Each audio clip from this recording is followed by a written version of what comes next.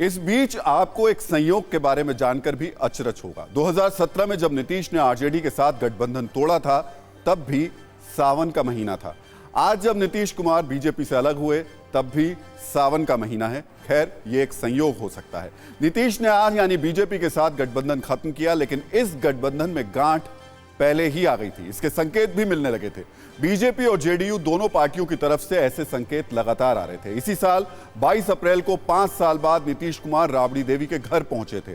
मौका था इफ्तार पार्टी का। नीतीश अपने घर से पैदल ही राबड़ी देवी के घर गए थे।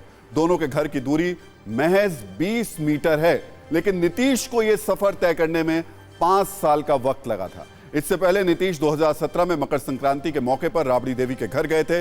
तब वो आरजेडी के साथ मिलकर सरकार चला रहे थे। अब सवाल ये, क्या बीजेपी बदलते समीकरण को समझ नहीं पाई?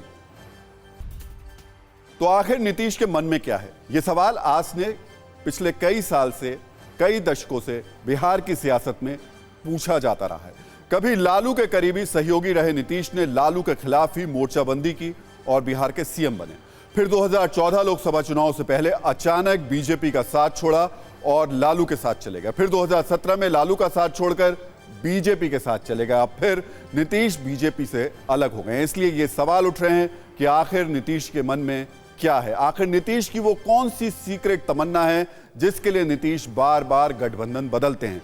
क्या नीतीश की आंखों में दिल्ली की सत्ता का सपना सजा है? साल 2014 लोकसभा चुनाव की तैयारी थी, लेकिन पटना से आ रहे संकेत बता रहे थे कि जेडीयू के सुर कुछ अलग है। और हुआ भी ऐसा ही। चुनाव से ऐन पहले जेडीयू ने एनडीए और बीजेपी से नाता तोड़ने का ऐलान किया। हमने फैसला किया है कि अब उनका रास्ता और हमारा रास्ता अलग होगा। इसलिए आज जो है वो गठबंधन एक तरह से यानी जेडीयू से बाहर आ गया। 12 साल बाद फिर बिहार की राजनीति वहीं खड़ी है। लोकसभा चुनाव में भले ही करीब 1.5 साल का समय बचा है, लेकिन फिर बिहार में नीतीश कुमार के नेतृत्व में जेडीयू बीजेपी से गठबंधन तोड़ नए रास्ते पर निकल गई है।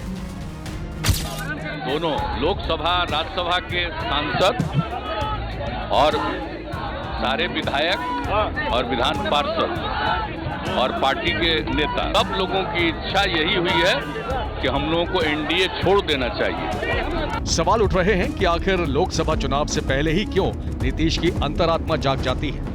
आखिर क्यों नीतीश लोकसभा चुनाव से पहले बीजेपी से अलग हो जाते हैं? क्या इसके पीछे नीतीश की कोई सीक्रेट महत्वाकांक्षा है?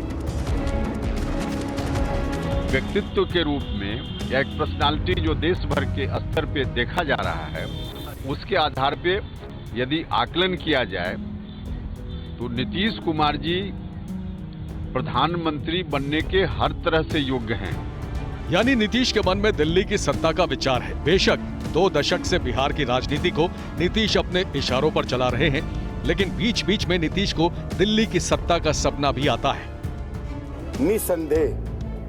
निसंदेह श्री नीतीश कुमार प्रधानमंत्री मटेरियल हैं, ऐसा हम मानते हैं। नीतीश के पीएम वाले सपने को पंख लगाने का काम विपक्ष के नेताओं ने भी किया है। 2014 में बीजेपी से अलग होने के बाद नीतीश बिहार में महागठबंधन की सरकार चला रहे थे। तब आज की ही तरह 2019 में लोकसभा चुनाव से पहले शरद पवार ने नीतीश को पीएम मटेरियल बताया था। सेकंड टाइम बिहार जैसे इम्पोर्टेंट और बड़े स्टेट में लालू जी और वो मिलकर एक राज्य को उन्होंने वायबल अल्टरनेटिव दिया है, जिसके पॉलिटिकल स्ट्रेंथ है। ऐसा नेता के रूप में उनको नजरअंदाज नहीं कर सकते। लेकिन जो पवार नीतीश को पीएम मटेरियल बता रहे थे, शायद उन्हें भी नीतीश के मन का अंदाजा नहीं था। चुनावी तैयारियों के बीच आज ही की तरह लोकसभा चुनाव से 1.5 साल पहले 2017 में नीतीश कुमार आरजेडी का साथ छोड़ बीजेपी के साथ चले गए थे।